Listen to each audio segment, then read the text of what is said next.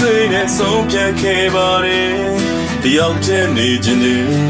ဒီချစ်ကိုစိတ်ကုန်သွားပြီလေငါပဲချာတော့တစ်ချမ်းမှမကြည့်ပါထွက်သွားခဲ့ပါတယ်တိတ်ချစ်ခဲ့လေဒီလူကိုမင်းမုန်းရတဲ့